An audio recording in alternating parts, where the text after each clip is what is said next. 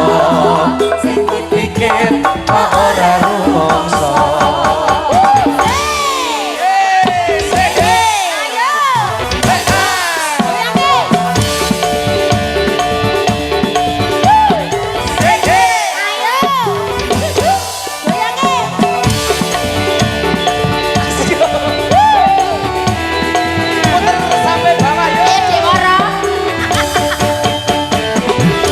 Warunge dibuka dipoto sing nang kire panas kebul-kebul gawe tenan enak lune petang remang-remang manis-manis pelayane sing keleng potro sing dipikir kok ora rumangsa.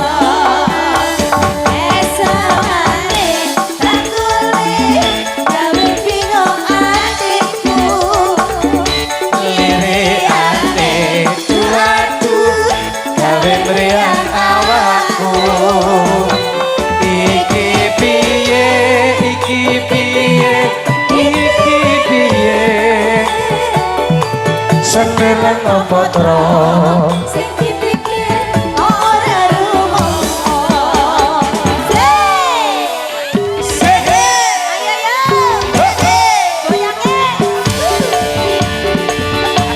Dewara ayo dewara. Gajane. Banyak.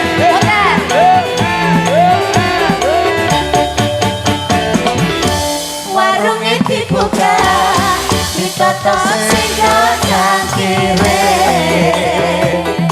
panas kebul-kebul gawe tenan wetan rune peteng remang-remang manis-manis pelayane sedeleng potro sing dipikir ora rumangsa.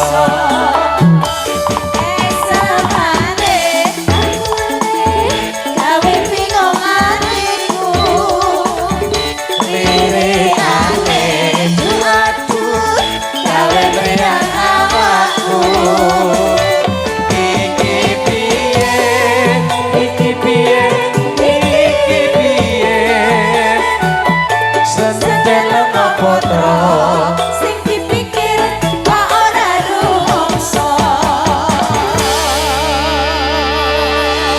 Nyuwun kepelakipun.